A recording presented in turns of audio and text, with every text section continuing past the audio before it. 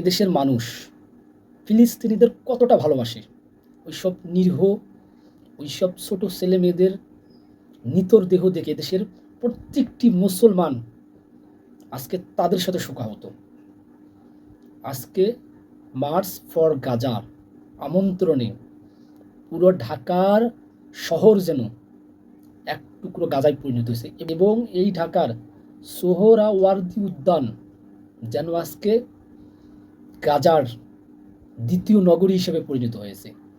প্রত্যেকটা মুসলিম আজকে বাংলাদেশের মানুষ যারা যেখান থেকে পাচ্ছে, যারা যেখান থেকে যেভাবে পাচ্ছে, শুধুমাত্র গাজায় যুদ্ধ বন্ধের জন্য, শুধুমাত্র যাতে গাজায় আর একটি শিশুও, একটি বোনও, একটি ভাইও যাতে মৃত্যুবরণ না করে, তার জন্য তারা তাদের জায়গা থেকে প্রতিবাদ সমাবেশ করতেছে বাংলাদেশের মানুষ। এদেশের মানুষ আসলে অত্যন্ত ভালো। যেখানে মানবতা লঙ্ঘিত হচ্ছে, যেখানে মানবতা চরম বিপর্যয়ে যাচ্ছে, এদেশের মানুষ প্রতিবাদ সমাবেশ করতেছে। আসলেই বাংলাদেশের মধ্যে নতুন একটা মানবতা জন্ম হয়েছে এবং গাজাবাসীর প্রতি এদেশের মানুষের যে ভালোবাসা, আজকে ওই সম্মেলনে দেশের শীর্ষস্থানীয় ব্যক্তিবর্গ থাকবে এবং বাংলাদেশের দূরদূরান্ত থেকে অনেক অনেক লোক এই সমাবেশে জমায়েত হবে, যেন এক টুকরো গাজায় পরিণত হয়েছে। সবারই হাতে, ম্যাক্সিমামদের হাতে ফিলিস্তিনিদের পতাকা, কেউ মাথায়, কেউ বা হাতে। অনেকেই বলতেছে যে আমরা, আমাদের পাসপোর্ট দাও, আমাদেরকে ফিলিস্তিনে যাওয়ার অনুমোদন দাও, আমরা আমাদের ছোট বাচ্চা আছে যারা যেভাবে আছে আমরা গাজায় গিয়ে তাদের হই, ওই কুলঙ্কার, ওই ইহুদিবাদী ইসরায়েলের বিরুদ্ধে আমরা যুদ্ধ করব। অবশ্যই বাংলাদেশের মানুষের মধ্যে একটা যে পরিবর্তন, একটা নৈতিকতার পরিবর্তন, মুসলিম দেশ হয়ে আরেক মুসলিম দেশ যখন বিপর্যয়ে মানবতার সবচাইতে নিচতলায় পড়ে গেছে, খাবার নাই, পানি নাই, বোমের আঘাতে, গুলির আঘাতে তাদের দেহ ছিন্ন বিচ্ছিন্ন হয়ে যাচ্ছে, এইসব ভিডিও, এইসব নিউজ যখন তারা অনলাইনের মাধ্যমে দেখতেছে, তাদের মধ্যে একটা কষ্ট অনুভব হচ্ছে। তারা এটা মেনে নিতে পারছে না যে আমার ভাই পৃথিবীর আর এক প্রান্তে এভাবে মার খাচ্ছে। এই বাংলাদেশের মানুষ আর মানিয়ে নিতে পারছে না। এদেশের মানুষ ওই ইসরায়েলের সকল ধরনের প্রোডাক্ট বয়কট করছে। তাদের প্রোডাক্ট এদেশের মানুষ আর কখনোই গ্রহণ করবে না। তাদেরকে অর্থনৈতিকভাবে আমরা ভেঙে দেব। তাদের অর্থনীতির জোরে তারা সামরিক শক্তি প্রয়োগ করতেছে। তাদেরকে আপনারা যদি অর্থনৈতিকভাবে একদম ক্ষতিগ্রস্ত করে দিতে পারেন, তাহলে তাদের আর সামরিক শক্তি দাঁড়াতে পারবে না। এবং এই একটিমাত্র দেশ আমেরিকা, যে ইসরায়েলকে প্রত্যক্ষভাবে সহযোগিতা করতেছে শুধুমাত্র মুসলমানদেরকে মারার জন্য। আর ইসরায়েল যে ভূখণ্ডে অবস্থান করতেছে বা যে জায়গায় অবস্থান করছে, ঠিক তার চতুর্দিকে সব মুসলিম প্রধান দেশ। এবং আমাদের বাংলাদেশ, যে বলা হয় যে মুসলিমদের যদি যে বলা হয় সবচাইতে বড় যে দেশটা, শক্তিশালী দেশটা ইরান, সৌদি আরব, তুরস্ক কিংবা পাকিস্তান, আজকে তারা শুধুমাত্র একটি দেশ ইরান ছাড়া বাদবাকি যে দেশগুলো আছে তারা চুপ হয়ে আছে। মিশর অনেক বড় শক্তিশালী পাওয়ার হাউস একটা দেশ, খুব কাছেই ইসরায়েল এবং মিশর, খুব কাছ, মানে সীমানা, বর্ডার। তারপরও তারা ফিলিস্তিনদের মানে কাজে আসতেছে না, তারা ফিলিস্তিনদেরকে সাহায্য করতেছে না। তারা পানি পাচ্ছে না, ভাত পাচ্ছে না, খাবার পাচ্ছে না। তারা অসহায়, মানবতার সবচেয়ে চরম পর্যায়ে গিয়ে জীবনযাপন করতেছে।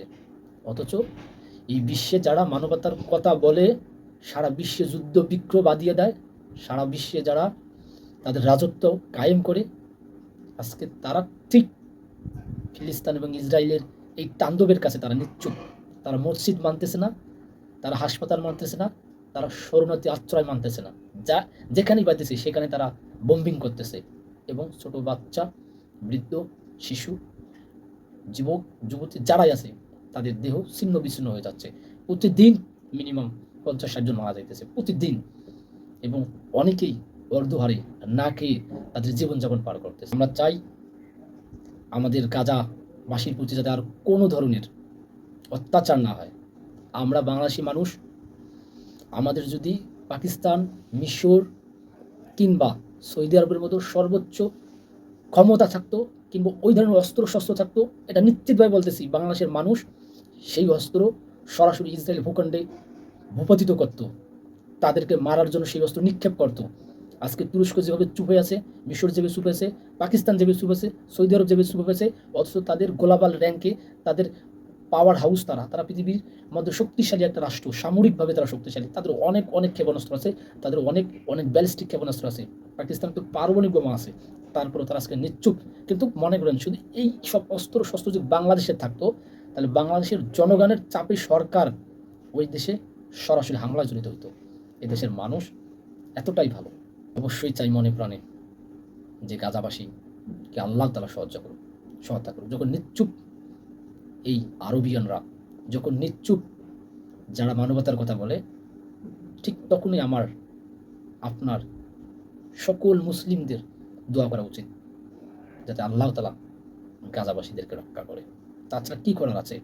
আজকে যদি মধ্যপ্রাচ্যের প্রত্যেকটা দেশ শুধু একটা কথা বলতো, আমরা ইসরায়েলের সাথে কোনো ধরনের ব্যবসায়িক কর্মকাণ্ডে যাব না, তাদেরকে আমরা তেল দেব না, শুধুমাত্র এই কথাটি যদি বলতো যে আমরা ইসরায়েলকে আজ থেকে কোনো ধরনের তেল দেব না, এবং এটা ততদিন পর্যন্ত যতদিন না ফিলিস্তিনের যুদ্ধ বন্ধ হবে, ঠিক ততদিন পর্যন্ত আমরা ইসরায়েলের সাথে তেল বাণিজ্য করবো না। ঠিক এই কথাটা বললেই ইসরায়েল তাদের সকল ধরনের সামরিক শক্তি 100% অব্যাহত রাখত, তারা ধ্বংস হয়ে যেত। তারা অর্থনৈতিকভাবে ক্ষতিগ্রস্ত হলে সামরিকভাবেই ক্ষতিগ্রস্ত হয়ে যেত। কিন্তু আরব বিশ্বরা তারা তাদের ব্যবসায়িক কার্যক্রম পরিচালনা করার জন্য, শুধু তাদের এই পার্থিব দুনিয়াটা দেখার জন্য তারা ইসরায়েলের সাথে সম্পর্ক করতেছে, আর তাদের তেল পুড়িয়ে বিমান হামলা চালাইতেছে, ট্যাঙ্ক চলতেছে, তাদের তেল পুড়িয়ে বিভিন্ন ধরনের ক্ষেপণাস্ত্র উৎপাদন করতেছে। তারা যদি একবার বলে আমরা তেল রপ্তানি বন্ধ করে দেবো ইসরায়েলে, সকল ধরনের তাদের সামরিক শক্তি আর চলবে না, কিন্তু তারা সেটা করে না। তারা ব্যবসায়িক কর্মকাণ্ডকে আরও পরিচালনা করার জন্য সেই ইসরায়েলের সাথেই সম্পর্ক তৈরি করতেছে। সংযুক্ত আরব আমিরাত এই কাজে সবচেয়ে বেশি সহায়তা করতেছে, অথচ মুসলিম প্রধান একটি দেশ, কিছুই বলার নেই। বাংলাদেশের মানুষ যেভাবে ইসরায়েলকে ঘৃণা করে, ঠিক তার চেয়ে বেশি এই ফিলিস্তিনি ভাই বোনদেরকে ভালোবাসে। তাদের যদি সমর্থ থাকতো, তাদের যদি ক্ষমতা থাকতো, তাহলে তারা ওই সংযুক্ত আরব আমিরাত, সৌদি আরব, মিশর, কাতার কিংবা তুরস্কের মতো চুপ হয়ে থাকতো না। তারা হয় মরত, নাহলে ফিলিস্তিনদেরকে সাথে নিয়ে মরত, অথবা ওই ইসরায়েলকে পৃথিবীর মানচিত্র থেকে মুছে দিত। এই হচ্ছে বাংলাদেশের মানুষ, তাদের শিরায় শিরায় ফিলিস্তিন ভাইদের প্রতি ভালোবাসা। এটাই বাংলাদেশ।